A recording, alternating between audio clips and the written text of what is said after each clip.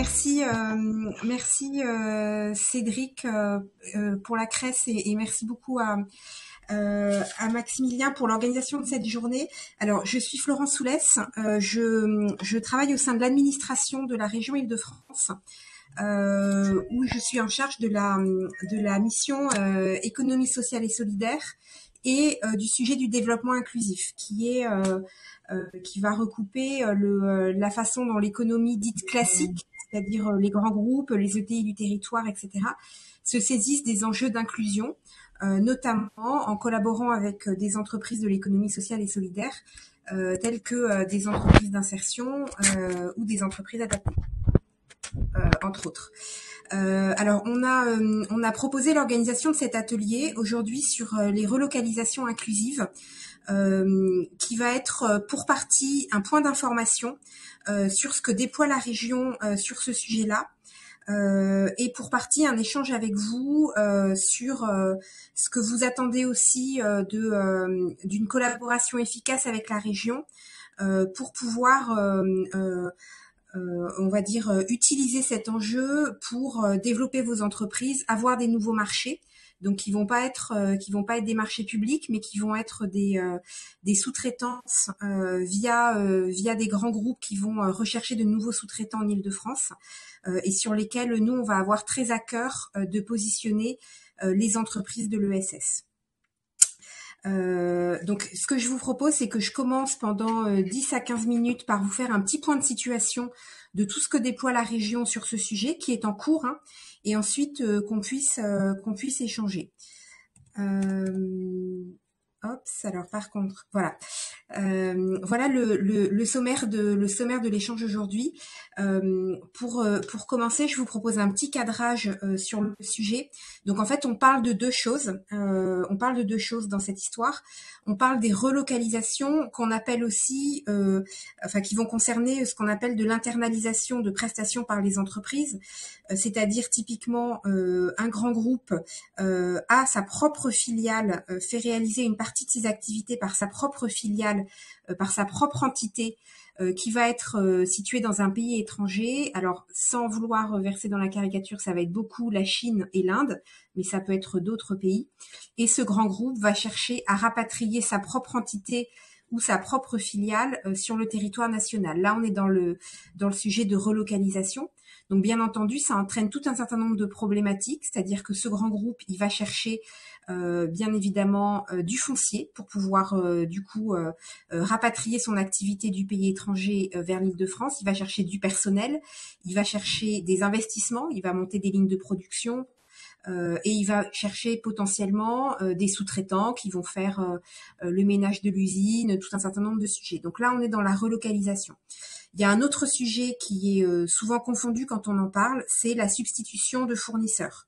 Donc un certain nombre de groupes franciliens qui, contrairement à ce qu'on croit, ne sont pas que des grands groupes. On a aussi pas mal de PME qui sont sur ces sujets-là, qui aujourd'hui ont un fournisseur, donc qui n'est pas leur contractuellement, c'est pas leur filiale ou c'est pas leur entité, c'est un fournisseur externe qui est situé dans un pays étranger. Donc ils vont commander la petite pièce dont ils ont besoin, la petite pièce usinée, la petite pièce assemblée ou la grosse pièce d'ailleurs, auprès d'un fournisseur qui va être situé en Chine, en Inde, dans le Maghreb, etc. Et pour différentes raisons, ils vont chercher actuellement à remplacer ces fournisseurs étrangers par des fournisseurs franciliens.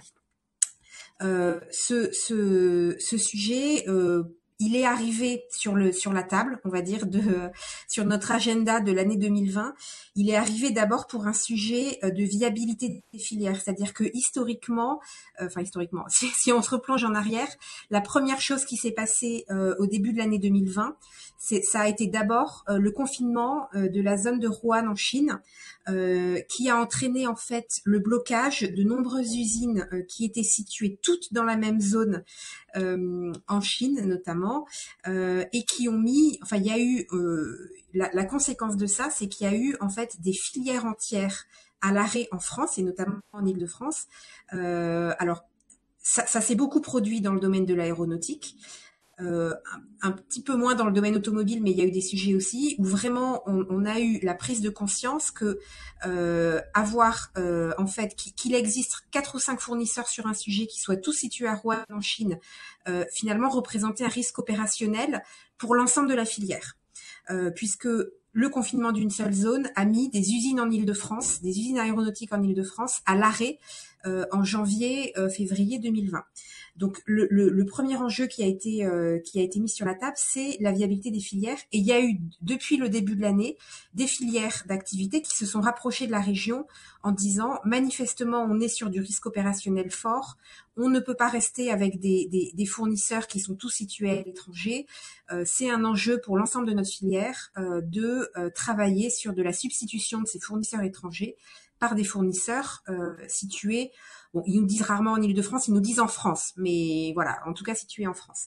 Ça, c'est le premier enjeu qui est arrivé. Et puis le second enjeu qui est arrivé quelques semaines plus tard, ça a été la souveraineté du territoire. C'est-à-dire que quand la France elle-même s'est retrouvée confinée, on s'est rendu compte, n'est-ce pas, qu'il manquait un certain nombre d'usines et de savoir-faire industriel en France pour fabriquer non seulement des masques, mais aussi plus globalement un certain nombre d'équipements médicaux, des blouses, des gants, des poignées de porte d'hôpitaux, des choses comme ça, et puis même bien évidemment des respirateurs, des produits encore plus technologiques. Donc la deuxième prise de conscience qui est arrivée dans l'année, c'est l'enjeu de souveraineté du territoire. Et vraiment, là, on va dire, on a eu la deuxième vague d'entreprises et de filières qui se sont rapprochées de la région, de nous, en disant on a besoin de travailler sur une relocalisation d'un certain nombre de productions qu'à partir de maintenant, on doit faire en France, parce que c'est trop dangereux sur des choses stratégiques de se reposer sur l'étranger. Sachant que cette réflexion est arrivée par la filière du médical et des équipements médicaux, et c'est étendu quand même à d'autres filières qui ont été moins concernées, mais où d'une chose à l'autre on s'est rendu compte qu'on était sur le même sujet, et ça a concerné par exemple l'assemblage de tout ce qui va être numérique, informatique, etc. C'est-à-dire qu'il y a tout un certain nombre d'équipements numériques dont on est extrêmement dépendant, que non seulement on fabrique absolument pas en France, mais même pas en Europe, mais quand bien même on aurait les fournisseurs, on n'a même plus d'assemblage en Île-de-France. Donc tout ça a entraîné encore une deuxième vague de réflexion. Et alors la troisième qui est arrivée sur la table, et je m'en arrêterai là, il n'y a que 3 choses, mais pour vous dire que c'est vraiment un sujet très très important pour nous et qui nous occupe énormément. Le troisième sujet, ça a été la conditionnalité des aides publiques. C'est-à-dire qu'on se retrouve en situation de crise économique, avec des filières extrêmement soutenues par l'État et dans une moindre mesure, mais également par la région Île-de-France. Typiquement, on va être sur des groupes de l'aérien, par exemple, de l'aérospatial, comme Airbus, par exemple, des groupes automobiles qui ont des prêts, voire pour certains des recapitalisations par l'État à hauteur de plusieurs milliards d'euros. Et le ministre, mais également nous à la région, bien évidemment, sommes engagés dans des démarches de conditionnalité des aides publiques. C'est-à-dire qu'il y a possibilité d'accorder effectivement des aides publiques à un certain nombre de grands groupes qui sont en difficulté, mais à condition que, et une des grosses conditions qui a été mise sur la table, c'est de vraiment rentrer dans ce processus de relocalisation d'un certain nombre d'activités qui ont été trop délocalisées. Voilà, donc je m'en arrête là sur le contexte, mais tout ça pour vous dire que c'est un sujet majeur de travail pour le pôle économie de la région Île-de-France, le pôle entreprise et emploi, que c'est un sujet sur lequel on a vraiment du répondant avec les filières et avec les groupes, et que c'est un sujet qui est en cours, c'est-à-dire que ça prend du temps, une relocalisation ça se fait pas comme ça, mais la vague, enfin pardon d'employer ce mot très malheureux de vague qu'on emploie pour autre chose, mais le sujet est en train d'arriver, et cette vague de relocalisation et de substitution, elle va nous arriver là dans les mois qui viennent. Donc l'enjeu c'est soyons prêts au niveau de l'ESS pour pouvoir se positionner là-dessus. Alors je vous dis enfin un mot d'information pour vous expliquer ce que la région a fait pour accélérer encore plus ce mouvement de relocalisation. Et après j'en viendrai bien sûr au point principal qui est la façon de positionner l'ESS dans ce mouvement. Alors pour Pour vous répondre, on a référencé tout un certain nombre de prestations où on considère majeur d'avoir des mouvements de relocalisation. Ça va être principalement du sujet industriel, donc montage, assemblage, câblage, logistique industrielle, voire conditionnement, avec deux spécialités qui nous importent particulièrement, qui va être tout le médical, et puis l'industrie textile, qui n'est pas forcément à mettre dans la catégorie de la souveraineté du territoire, mais qui a été tellement délocalisée qu'il y a un vrai enjeu de rapatriement de production textile en Île-de-France. Et on étend également donc notre travail sur un certain nombre de services qu'on inclut dans cette démarche de travail sur les relocalisations. Donc ça va être les call centers, beaucoup d'activités IT qui en fait sont faites par des personnels notamment en Inde, et une partie d'informatique et d'ingénierie informatique. Donc une chose qu'a lancé la région, on a lancé un appel à projet qui s'appelle Relance Industrie. Le jury était mardi. Donc en quoi a consisté cet appel à projet? L'idée ça a été de dire pour la région, enfin de constater que le mouvement est en marche au niveau des filières, au niveau d'un certain nombre de grands groupes. Ce qu'on a voulu aussi au niveau de la région, c'est entraîner aussi des ETI, mais aussi des PME, parce qu'en fait, il y a beaucoup de PME qui se fournissent auprès de sous-traitants étrangers. Et on a voulu aussi entraîner le tissu économique de l'Île-de-France, donc ETI et PME, dans ce mouvement de réindustrialisation et de substitution de fournisseurs. Donc pour ça, on a lancé l'appel à projet Relance Industrie, qui a eu un très gros succès puisqu'on a eu 260 dossiers déposés, avec l'idée de dire vous êtes une ETI francilienne ou vous êtes une PME. Si vous avez un projet de relocalisation, de réindustrialisation de filières qui n'existent plus aujourd'hui en Île-de-France, etc., répondez à cet appel à projet et la région Île-de-France pourra vous financer. Donc il y a eu 260 réponses, 80 ETI et PME auditionnés, et un grand nombre ont été retenus par le jury, donc vont bénéficier de financement de la région Île-de-France pour des projets de réindustrialisation, des projets de relocalisation sur le territoire. Donc tout ça va créer beaucoup d'opportunités, bien sûr, pour des sous-traitances et des collaborations industrielles avec ces lauréats-là. Et nous, on est particulièrement bien placés pour nous adresser à eux et leur demander de rencontrer des groupes de l'ESS et de collaborer avec eux, puisqu'il y a du financement régional pour ces entreprises-là. Alors, je dis juste une petite chose rapidement sur cet appel à projet. Donc, on a lancé ce premier appel à projet Relance Industrie. Il est clos et donc le jury était mardi. Et les lauréats vont être désignés et on va travailler avec eux. Face au succès que ça a rencontré, l'appel à projet va être renouvelé début 2021. Si je dis ça, c'est d'une part parce que vous avez peut-être, j'ai vu qu'il y avait pas mal de collectivités qui étaient inscrites, des PME industrielles dans votre territoire, vous pourrez leur en reparler et continuer à promouvoir ça.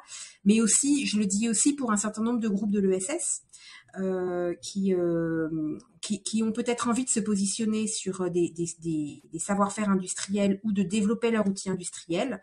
Je pense à des ANRH, des APF, mais aussi plein d'autres groupes de l'ESS.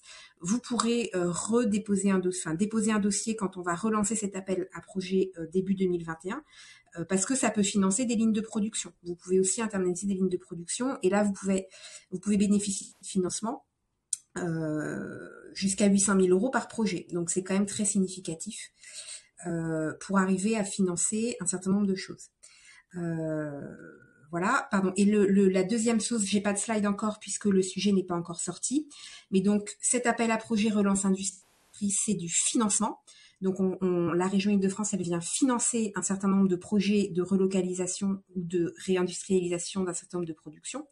Et il y a un deuxième outil qu'on met avec celui-là, donc celui-là est financier, c'est un outil sous forme de conseil, donc, qui n'est pas encore disponible, il va être disponible tout début janvier.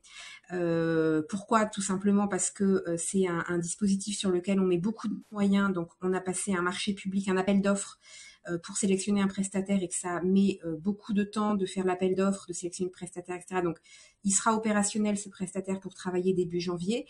Et l'outil, ça va s'appeler, ouvrez les guillemets, PAC relocalisation. Voilà. Et donc, ça va être du conseil, un accompagnement sous forme de conseil. Donc, pour tout type d'entreprise de la TPE, enfin on va dire plutôt PME jusqu'aux grands groupes.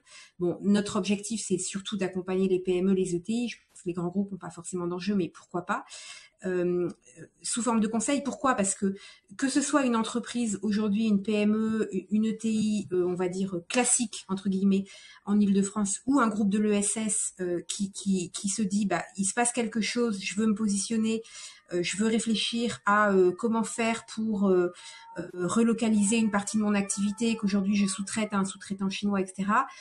Si jamais je veux faire ça, je vais avoir besoin de foncier, d'investissements industriels potentiellement de pointe, de conseils sur les chaînes de production, les équipements industriels, de conseils sur la façon de recruter, de conseils sur la façon d'obtenir des aides publiques pour mener ce projet, de conseils pour trouver des sous-traitants franciliens qui pourraient intervenir sur un certain nombre de la chaîne de production, etc. Enfin, c'est toute une mécanique quand même un peu dense et complexe d'arriver à ce projet de relocalisation. Et donc, l'idée, c'est que n'importe quelle entreprise puisse s'adresser à ce pack relocalisation et obtenir un conseil par notre prestataire qui va conseiller vraiment tous les aspects du projet et intervenir vraiment facilitateur pour arriver vraiment, on va dire, à offrir, enfin, à permettre à ce que le projet de relocalisation apparaisse un peu clé en main et à lever toutes les difficultés, à intervenir sur tous les sujets, du foncier jusqu'à l'analyse des risques fournisseurs, en passant par le financement, les équipements spécialisés, etc., pour rendre possible et vraiment faciliter au maximum ce projet de relocalisation ou de nouvelles activités industrielles à lancer pour refaire des productions en Île-de-France ou de substitution de fournisseurs. Voilà, donc à partir du 1er janvier, que vous soyez côté économie classique ou côté ESS, vous pourrez demander à bénéficier de ce pack relocalisation pour travailler, pour avoir vraiment de l'expertise de haut niveau et de pointe sur ces sujets du développement de vos activités industrielles. Voilà, donc en résumé, on travaille avec les filières, on mobilise les grands groupes, etc. Et puis on a deux outils très opérationnels, du financement avec Relance Industrie et du conseil avec PAC Relocalisation qui arrivera le 1er janvier. Voilà, ça c'est un peu le contexte pour vous dire vraiment il se passe quelque chose qui est en train d'arriver, qui est une excellente nouvelle pour le territoire, pour l'industrie francilienne, pour l'emploi. Enfin vraiment on ne peut que s'en réjouir. Maintenant l'enjeu qu'on a, c'est quand même que l'ESS ne rate pas ce mouvement et soit positionné sur ce mouvement. Alors, pourquoi c'est important pour l'ESS? Enfin, je pense pas forcément nécessaire de répondre à cette question. Je pense que vous le saisissez tous. Mais nous, on regarde ça aussi avec différents prismes. Il y a un prisme effectivement sectoriel. Alors, notamment dans le secteur de l'insertion et plus globalement dans le secteur du travail adapté et protégé. Il y a un déséquilibre, voilà, il y a beaucoup d'entreprises quand même d'insertion, beaucoup d'ESAT et beaucoup d'entreprises adaptées qui sont positionnées sur les services, probablement pas assez sur le secteur industriel, enfin en tout cas infiniment moins en termes d'emploi sur toutes les collaborations industrielles et c'est dommageable pour plein de raisons. D'abord parce que ce sont des secteurs qui recrutent. L'industrie en Île-de-France, elle est en pénurie de personnel globalement, y compris bien sûr, je vous parle des métiers d'entrée, des métiers de techniciens logistiques pour l'industrie, les métiers ce qu'on appelle de premier niveau. C'est compliqué de recruter dans ces métiers. Donc c'est des opportunités d'emploi et d'emploi inclusif à saisir. Au-delà de l'enjeu de rééquilibrage et de l'enjeu de fournir du personnel pour ces filières, il y a aussi un enjeu géographique, c'est-à-dire qu'il y a un déséquilibre des postes d'insertion en Île-de-France qui sont quand même beaucoup concentrés sur Paris et la Petite Couronne, et que si on veut déployer un peu l'emploi d'insertion, enfin les postes d'insertion, les emplois adaptés, les emplois protégés au-delà de la première couronne, et ben c'est des zones où évidemment il y a moins de services, il y a moins de sièges de grands groupes du tertiaire. Et par contre, c'est là que se trouvent les grands sites industriels. Donc, développer l'emploi ESS sur ces enjeux-là d'industrie qui sont traditionnellement plutôt là où le foncier est moins cher, donc en deuxième couronne, c'est important aussi pour arriver à une bonne répartition géographique, en tout cas un maillage géographique satisfaisant de l'insertion en Île-de-France, puisque malheureusement les besoins sont partout en Île-de-France. C'est intéressant aussi de se de cet enjeu parce que le contexte ouvert par l'État et offert par l'État avec les possibilités de créer des postes d'insertion et des postes adaptés et la réforme des ESAT permet vraiment de développer en tout cas d'avoir l'ambition de développer significativement l'emploi dans ces secteurs. Voilà, donc le contexte y est très favorable et il faut pas rater cette opportunité parce que ça nous semble être un des viviers vraiment prioritaires pour arriver à transformer l'essai de ces postes d'insertion, de ces postes adaptés dont l'État permet, enfin en tout cas, et permet le financement avec les différentes réformes qu'il a annoncées et qu'il faut maintenant transformer.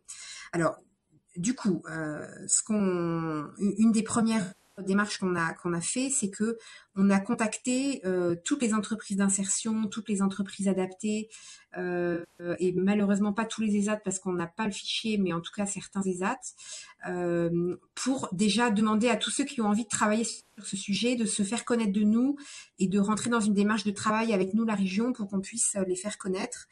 On a eu 25 réponses sur l'ensemble de l'Île-de-France, donc c'est particulièrement peu, mais en même temps c'est significatif de justement ce que je disais en introduction, qui est que l'ESS est encore très peu présente sur ces enjeux industriels. Alors très peu présente dans les 25, il y a des très grands groupes comme ANRH, comme ARES, comme APF, mais il n'empêche que voilà, c'est pas un grand nombre d'entreprises qui sont positionnées sur ce secteur, contrairement à d'autres enjeux comme les espaces verts, comme les traiteurs, etc. Donc ces 25 entreprises qui se sont rapprochées de nous, on les a référencées dans un guide, donc je vous mets la couverture sur l'écran, qui est officiellement publié demain. Donc demain, il sera présenté par la présidente de région et envoyé. Ce guide s'appelle Relocalisation des achats stratégiques, collaborer avec les entreprises de l'ESS. Et ce guide, il s'adresse aux filières et à toutes les entreprises de l'économie classique francilienne, les grands groupes, notamment ceux qui ont des enjeux forts de relocalisation, par exemple toutes les industries pharmaceutiques, qui ont des incitations par l'État, tous les groupes qui touchent des importantes aides publiques. Et pour vous donner un exemple, je vous disais il y a un instant qu'on finance via notre appel à projet qui s'appelle Relance Industrie de nombreux projets de relocalisation en Île-de-France. Bien évidemment, les entreprises qui vont se relocaliser ou rentrer dans ces démarches financées par la région pour recréer de l'activité en Île-de-France, inutile de vous dire qu'elles vont recevoir ce guide et qu'on attend d'elles qu'elles prennent contact avec les entreprises qui sont listées à l'intérieur et qu'elles initient des collaborations avec elles, et on va suivre ça de près. De très près. Alors dans ce guide, on a référencé les entreprises de l'ESS qui sont capables de réaliser les savoir-faire qu'on a listés comme clés pour les démarches de relocalisation. Donc c'est les savoir-faire industriels, donc montage, assemblage, câblage, logistique, etc., qu'on va retrouver notamment beaucoup dans l'automobile, le montage, assemblage, dans l'aéronautique, dans le spatial, dans un certain nombre d'industries, ce qu'on appelle industrie lourde également.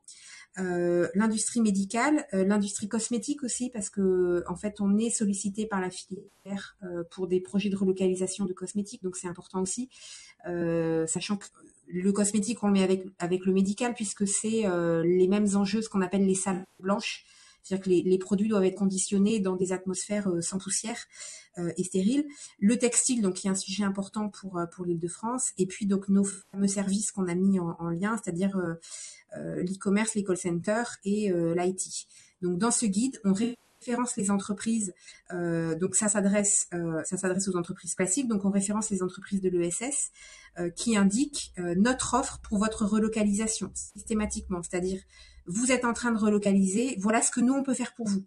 On peut faire votre stockage de commandes, on peut faire votre gestion de multiservices site industriel, on peut faire votre sous-traitance, etc.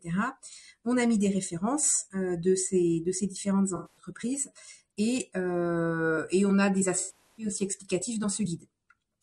Voilà, donc j'ai vu qu'il y avait plusieurs réseaux, j'ai vu un Cereco, etc., qui étaient connectés au call. Inutile de dire qu'on va vous envoyer, donc à partir de demain, l'annonce de la présidente, ce guide très largement. On va vous envoyer le PDF et on sera à votre disposition si vous voulez des tirages papier pour les référencer à vos partenaires, aux entreprises de votre territoire, etc. Voilà, et on est vraiment à disposition de tous les groupes qui vont nous dire ça nous intéresse de rencontrer les entreprises de l'ESS pour travailler avec elles, etc. D'abord pour faire les mises en relation, mais aussi parce qu'on est vraiment d'ailleurs en lien avec la Directe, que je remercie beaucoup pour tout ce qu'ils font pour ces deux secteurs. Si tant est que ce soit à moi de les remercier. On est vraiment comment dire, dans une démarche très volontariste pour aider main dans la main, entre guillemets, on va dire, une entreprise de l'ESS qui voudrait aller sur ces enjeux et qui aurait besoin, par exemple, d'une aide économique, d'une aide à l'investissement, d'un soutien financier pour développer ses lignes de production, etc. Bon, elle pourra évidemment répondre à l'appel à projet Relance Industrie qu'on va republier, mais on est tout à fait prêt à regarder les sujets au cas par cas, en fait, parce que c'est un enjeu très important pour la région de développer l'emploi ESS dans ce secteur industriel, dans ce secteur des sous-traitances, on va dire, voilà, des grands groupes. Voilà, pour apporter un relais de croissance, un relais de développement à l'ESS dans une période où il y a beaucoup de choses qui malheureusement se tarissent, entre guillemets. Enfin, il y a beaucoup de secteurs qui potentiellement vont arriver un peu face à des difficultés. Celui-là sur l'industrie, comme je vous l'ai dit vraiment en introduction, on a une conjonction de phénomènes qui se produisent là, qui vont faire que la vague entre guillemets de projets industriels va arriver, quoi. Va arriver très rapidement et on est vraiment, c'est une priorité pour nous de soutenir l'ESS dans ces enjeux-là. Voilà ce que je peux vous dire sur le propos un peu introductif. Et si vous avez toute question maintenant à ce sujet ou débat, échange, etc., je vous laisse la parole, sachant que n'étant pas très experte, je crois que je ne vois pas très bien les gens qui lèvent la main. Donc je vais peut-être un peu m'appuyer sur Cédric s'il est... Oui, alors il n'y a pas de main levée pour le moment, mais voilà, si vous avez des questions ou des interventions, n'hésitez pas. Moi, j'avais une petite question, Florence. Est-ce que une entreprise qui n'est pas encore dans le guide pourrait vous solliciter pour apparaître sur une version en ligne? Oui, tout à fait, bien sûr, parce que on était parti bien évidemment sur une reproduction du guide à grande série qui va être faite, qui va être envoyée donc avec le courrier à signature de la présidente qui va l'envoyer. Mais je vous avoue qu'avec le reconfinement, la repro a pris du retard, donc les guides ne sont pas encore imprimés. Donc d'une part, des entreprises qui seraient pas encore dedans, il est encore temps en fait pour qu'on corrige le PDF et que ce soit imprimé. D'une part, on va dire que on a une dizaine de jours pour faire ça sans problème. Et après pour la version en ligne, bien sûr. Et d'ailleurs, on espère que des entreprises de l'ESS qui ne sont pas dedans vont rentrer dans des démarches de vouloir venir sur ces sujets industriels et qu'on pourra les alimenter au fur et à mesure dans le guide. Merci. Avant de laisser la parole à Monsieur Cruz, j'imagine que pour l'impression, vous êtes passé par des acteurs de l'ESS. Et même des acteurs d'Île-de-France. Et alors, on a beaucoup de sujets d'imprimerie qui nous disent que l'imprimerie est massivement délocalisée en Allemagne. Et nous sommes effectivement en lien avec un ESAT en Île-de-France pour faire la reprographie de la région. Merci. Une question de justement, je sais pas, de repro technique, Monsieur Cruz. Ah bah j'ai entendu que la reprographie. Vous m'entendez? Oui. Oui. Je disais, j'ai entendu que la reprographie était malheureusement surchargée, etc. Mais nous, on est dispo, hein. Ah, alors on a pris le retard avec le confinement. Mais même avec le confinement, on est dispo et ouvert et prêt à répondre à la demande. Alors là, pour le coup, je me renvoie au portail Maximilien pour les marchés publics de la région. Mais ouais, alors, d'accord. En tout cas, Repro Technique a été l'attributaire du marché impression réservé que nous avons fait sur nos outils d'impression. Voilà. Je Est-ce pouvais qu'il pas y a laisser d'autres passer, je suis désolé, hein, merci. Merci pour votre intervention, Olivier. Alors, est-ce qu'il y aurait d'autres interventions, d'autres questions? C'est très intéressant. Moi, j'ai appris plein de choses en tout cas. Ah, merci. Alors, j'aimerais beaucoup vous envoyer le livret tout de suite pour En rebondir sur avant-première. cet échange, mais je vais laisser la primeur à la présidente de région, autant que faire se peut quand même, qui va le présenter demain. Et puis après, lors d'une conférence de presse qui aura lieu mi-novembre. Et qui fera une intervention notamment avec le président de la CRES, Eric Forti. Donc c'est demain matin une intervention de Madame Pécresse et d'Eric Forti notamment sur le SS en Île-de-France. Et est-ce que dès demain on pourra avoir le guide ou pas en Oui, PDF? tout à fait. Parce que du coup, on va peut-être attendre. Enfin, on n'avait pas forcément prévu d'envoyer les supports à tous les participants dès ce soir, mais si on le fait demain, on pourrait joindre effectivement ce guide à ton support. Ouais. Demain, il est prêt. Là. Enfin, en tout cas, il est prêt en V1 avec 25 entreprises. Est-ce que ça suscite des questions, des interrogations, des propositions? On a encore quelques minutes pour répondre à vos questions. N'hésitez pas, hein, vous simplement levez la main et puis ensuite on vous laisse la parole. Daniel? Oui. Le casque. Oui, en fait, j'entendais qu'il y avait 25 entreprises, à savoir qu'il y a une centaine d'entreprises qui ont d'insertion, qui ont un compte, enfin de SS, pardon, qui ont un compte sur la plateforme. Donc, ce qui veut dire qu'il y a une marge pour alimenter ce guide. Oui, est-ce qu'on sait, Cédric, le nombre d'entreprises du secteur de l'ESS en Île-de-France? Là, comme ça, j'ai pas les données totales, mais alors c'est un peu complexe parce qu'il y a énormément d'entreprises de l'ESS. On compte aussi les associations. Donc dans les associations, il y a aussi, enfin voilà, il y a toute forme d'association. Donc en fait, la lecture des données n'est pas simple. Mais là, comme ça, j'ai pas de données à vous partager. Tu peux arrêter peut-être ton partage d'écran, Florence, si tu veux. Ah, pardon. Arrêtez, d'accord, pardon. J'ai cru voir tout à l'heure Ezat Lamar Savin qui a levé la main, non? Je vous mets. Vous souhaitiez intervenir? Est-ce que le JIP Activity qui accompagne aussi des acteurs de l'ESS veut prendre la parole pour expliquer peut-être ce que vous faites ou comment vous pouvez être concerné par cette relocalisation? Si vous voulez prendre la parole, vous pouvez lever la main.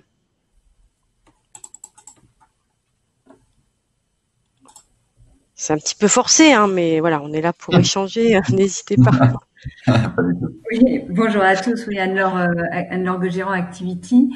Moi, j'ai trouvé ça aussi très, très intéressant. Merci Florence pour ce point sur les relocalisations. C'est vrai que Activity, on porte un club qu'on appelle le Club Business depuis quelques années, qu'on est en train de relancer. C'est sûr que le confinement a un peu stoppé toutes les initiatives. Et puis, moi, j'ai en charge de l'insertion par l'activité économique. Et effectivement, on cherche aussi à avoir une stratégie sur les filières, les nouvelles filières, effectivement. Donc, du coup, ça donne pas mal de perspectives. Et donc, je pense qu'on a, oui, tout intérêt à travailler tous ensemble vers ce développement de nouvelles activités. Alors c'est vrai que nous on a peu d'entreprises, de l'ESS du service. Il y en a aussi, hein, mais on est beaucoup déjà dans l'industriel, mais plutôt on va dire tout ce qui tourne autour des déchets. Donc c'est par définition de toute façon déjà très localisé. Il y a pas vraiment de question de relocalisation, mais encore que bon voilà. Donc je pense que on sait aussi que tout ce qui est effectivement logistique doit être développé en Île-de-France sur la grande couronne. Donc donne des belles perspectives, tout ça. Est-ce que ça a suscité des envies d'apparaître sur le guide et de travailler sur la relocalisation des activités en Île-de-France?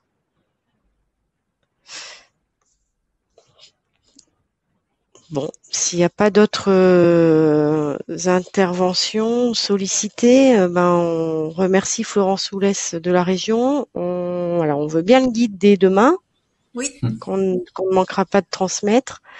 Et puis on vous invite. Il y a quelqu'un. Alors on va laisser Alors, rapidement, du coup. rapidement parce qu'il nous reste 3 On a minutes. dépassé le temps. Très bien, je me dépêche. Bonjour. Alors moi, je suis Sadia Benoun. C'est un peu particulier ma demande. J'accompagne des personnes en situation de handicap. On est à Nézac hors les murs. Et donc, de ce que j'ai compris, Madame Oulès, vous avez bien dit qu'il y aura des besoins de recrutement et que c'est une belle perspective pour nous. Sauf que nous, en premier abord, on travaille avec des mises à disposition. Donc ma question, c'est pourrait-on du coup apparaître aussi sur ce guide ou sur ce catalogue, mais en spécifiant bien que du coup on travaille pas d'abord avec des contrats de droit commun, puisqu'on accompagne la personne en milieu ordinaire de travail avec du job coaching en amont avant de la stabiliser un peu sur le poste. On peut en échanger, mais à première analyse, oui, je pense, oui. Eh ben, très bien. Okay. On transmettra à Madame Benoun vos coordonnées à Florence Oulès. Très bien, merci beaucoup. Merci. On vous donne rendez-vous au dernier atelier aussi qui est très intéressant avant la clôture des échanges à 17h, une dernière séance collective tous ensemble. Donc le dernier atelier qui est sur la plateforme Le Marché de l'Inclusion, qui commence dans quelques minutes. À tout de suite. Merci Florence, merci à tous. Merci à tous.